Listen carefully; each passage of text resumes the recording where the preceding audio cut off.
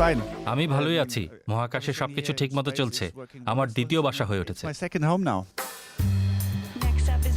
মহাকাশচারী হিসেবে মাটিয়াস মাউরার ইচ্ছে হলেই বাইরে যেতে পারেন না। আন্তর্জাতিক মহাকাশ স্টেশনের চারিদিক শূন্যতায় ভরা। সেই পরিবেশ বাতাসহীন ও মাধ্যাকর্ষণহীন। মাটিয়াস সেখানে স্বাচ্ছন্দ্য বোধ করলেও মাধ্যাকর্ষণহীনতা তার শরীরের উপর কঠিন প্রভাব ফেলছে বৈকি। বিশেষ করে মস্তিষ্কের উপর চাপ পড়ছে। It took a while to get adapted, I have to say. মানিয়ে নিতে বেশ সময় লেগেছে। এখানে আসার পর প্রথম কয়েকদিন মাথা কিছুটা ঝিমঝিম করে, সবকিছু দেখে তাক লেগে যায়। চারিপাশের পরিবেশের সঙ্গে মানিয়ে নিতে মস্তিষ্ককে সর্বদা সজাগ থাকতে হয়, অর্থাৎ মেঝে, দেয়াল, ছাদ সব দিকেই কাজ করতে হয়। প্রথম দিকে প্রায়ই অনেক জিনিস হারিয়ে যায়, সেসব খুঁজে পেতে অর্ধেক সময় লেগে যায়। আমার মতে প্রায় 10 দিন পর নতুন পরিবেশ ও মাধ্যাকর্ষণহীনতার অভ্যাস হয়ে যায়।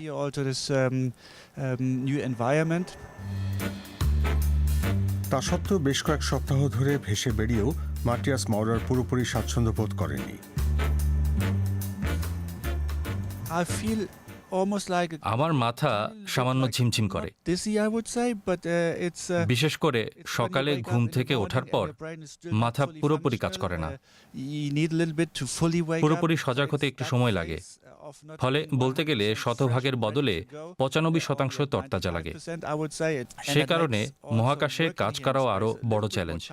ভুল বেশি হয়, তাড়াতাড়ি ভুলে যাওয়া স্বাভাবিক। আমার বন্ধুরা যেমন বলে, পৃথিবীর বুকে অঙ্ক করার তুলনায় মহাকাশে অঙ্ক করা আরো বড় চ্যালেঞ্জ। এমনকি তরল পদার্থ যেখানে ভেসে বেড়ায়, সেখানে শরীরের মধ্যে তরলেরও একই অবস্থা হয়। ফলে প্রকৃত অর্থে সেসব মাথায় চড়ে যেতে পারে। কোনো মহাকাশচারীকে যাত্রার আগের তুলনায় মহাকাশে পৌঁছে যে অন্যরকম দেখায়, ছবিতেও তা স্পষ্ট বোঝা যায়। মহাকাশে মুখচ্ছবি কিছুটা পুরু ও গোল হয়ে ওঠে। আমি বলি, মুখটা যেন চাঁদের মতো হয়ে ওঠে।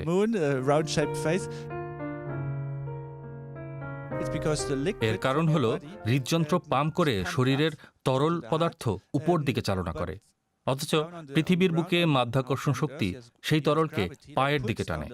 ফলে মহাকাশে আমার পা অনেক চিকন হয়ে ওঠে, কারণ তরল নিচের দিকে আসে না। হৃদযন্ত্রের সার্কুলেশনের কারণে উপর দিকে চলে যায়।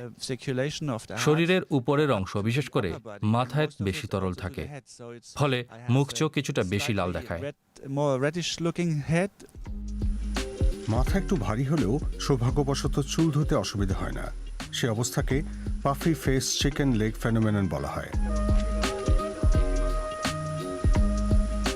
সেটা কোনো সমস্যা নয়, কিন্তু মাথায় বেশি তরল চড়ে গেলে শুধু বাইরের দিকেই চাপ সৃষ্টি হয় না।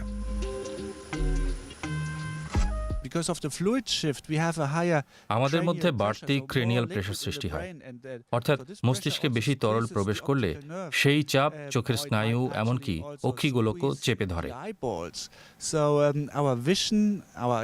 ফলে মহাকাশে আমাদের দৃষ্টিশক্তিও বদলে যায়।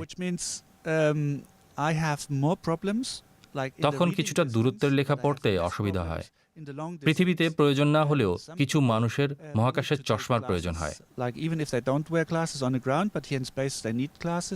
কাছের ও দূরের লেখা পড়ার জন্য আমারও চশমা নিতে হয়েছিল, তবে সৌভাগ্যবশত পরে সেগুলির আর প্রয়োজন হয়নি।